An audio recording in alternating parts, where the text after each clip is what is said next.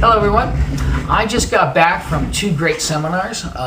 One was John Carlton's Action Seminar in San Diego that took place last week, actually the week before last, and then I was lucky enough to be able to attend the Walker event here in Los Angeles for product launch management. And both of them were fantastic, and of course I was exceedingly busy throughout both of them. And in between them, I was actually getting quite a bit of dental cleaning work done, the kind where they, anesthetize you and go in with microscopes and everything. So it's been a rough period, and that's why you haven't heard from me for a little while. So in any case, not that everybody's sitting there waiting with bated breath. But that would explain also why I'm coming a little bit late with my report on what happened at both events, which were absolutely fantastic. I don't think anybody got more out of those events than I did. And it was actually a truly amazing experience, and I'll talk about that.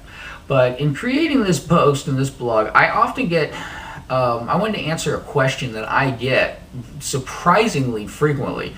I get it all the time. It's probably the number one question I'm asked by my father's fans.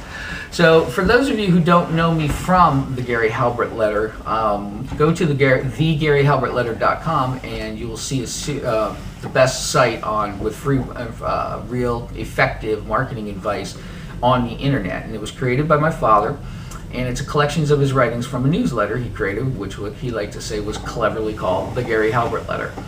And the majority of these letters start saying from Jewfish Creek or from a certain distance from Jewfish Creek. And so I get a lot of people who ask the question about Jewfish Creek. What is that, is basically what they say. And so I'm going to explain the story. Okay. I think first, to explain the story the best, I have to go back to when my dad was just a real big spy novel type fan. Obviously, he liked the James Bond series. He named me after it. He also even went to Jamaica. He was able to sit in the desk where Ian Fleming wrote a lot of some of the James Bond novels. It is Estate Goldeneye. I actually went to the Estate Goldeneye to look at it. I couldn't get in. Now it's a hotel, actually. In any case, he also went and visited the bauxite mine where they filmed Dr. No and so forth. And so he was a big James Bond buff, and obviously because he named his son Bond. But, he really liked it. We used to go to James Bond film festivals and stuff like that. And I've always liked those types of movies as myself. And one of the assets or facts in those movies is they will always have a reading going across the screen, like, Arabian Desert, 12 midnight, or something Zulu time and stuff like that. And my dad thought that had a lot of power and a lot of kind of cachet with it that went with, this is topical, this is now, this is official, and so forth. So he liked to slip that into some of his writings where he felt it was more like you're delivering a report, especially if that report seemed to be something that people wanted to know if it was timely and so forth. So he started to write in where he was writing from, and then he paid attention to, and often when he was writing too, but he would pay attention to the cachet of the place that he was actually doing this. So if he would say he would say from Los Angeles, even if he was writing in, let's say, Culver City or Santa Monica, because more people knew Los Angeles and it had more clout. I think that if he had been actually sitting in Beverly Hills when he wrote it, he would probably write that. In any case, so he always wrote basically from where he was. And he did that in his newsletters. And then at one point, we had moved down to the Florida Keys. And Jewfish Creek is actually the spot, the cut. See, if you look at Florida has got this, it's the mainland that you see, and then all of a sudden you see a bunch of little islands that come down. And in the middle, down towards the bottom of these, at the end of the road, is the island of Key West. But the difference between whether you are on the mainland or officially in the Keys is when you cross Jewfish Creek. Now, if I'm not mistaken, Jewfish is a grouper. I'm not 100% certain on that, but I'm pretty sure of that.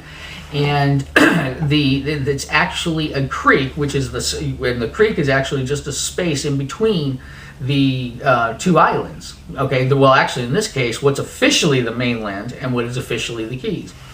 So that became a demarcation zone, a point where my dad said, am I where am I in relationship to being in the Keys? So a lot of times he would pull out, and then when he got a GPS, I remember he'd spent a lot of time with me working on the phone to figure out how he could plug in Jewfish Creek, and then always know how far he was from Jewfish Creek. Excuse me. Anyway, so Jewfish Creek is a real creek, and eventually what happened is he gave up writing from Miami and so forth, and he gave up doing a lot of writing about the time, but he always liked to talk about where he was in relationship to Jewfish Creek. And I guess because of the word, you'd figure nobody else would name a creek like that. The mystery has grown and grown and grown, and it's funny because people kind of whisper to ask the question about it, like hey, what's the story behind Jewfish Creek and so forth. But anyway, that's all there really is to it. So it's just a creek, and my dad would actually move from the Keys to Miami, and then back to the Keys, and then back to Miami. And what he would do is he would get into Miami and say, this place is rude, it's hot and miserable, the way that people drive here, and the way people, the customer service and so forth. I want to escape all this and go back down to the Keys. And then he'd get down to the Keys, and after 8 months or so, he'd be complaining about how hot it was down there. It's hot everywhere in southern Florida. And he would complain about how slow it was and how unbusiness friendly it was and how he could get nothing done. So it was, and so he just moved back and forth, back and forth. And he did this like 4 or 5 times, with I think it was like about 4 or 5 round trip times, out and back. In any case, so what he did often do was, even when he was in Miami, if he had boats, he had a houseboat at one point. It was more like a floating house office, and he also had little boats and stuff. And so even when he lived in Miami, Jewfish Creek became one of the places he liked to go park. There's a little marina there that's very nice and everything, and he would run his boat down to Jewfish Creek to go escape for the weekend. And so that became the place that he decided that he was writing most all the letters was in relationship to. So when I had actually written the first issue of the Gary Halbert letter that I had actually penned, I wrote 2,000 or however many miles it was, because I actually had that still plugged into my GPS from when I visited him there. And so I wrote 2,400 or whatever miles it was from Jewfish Creek. Anyway, that's the story of Jewfish Creek. I hope you enjoyed it.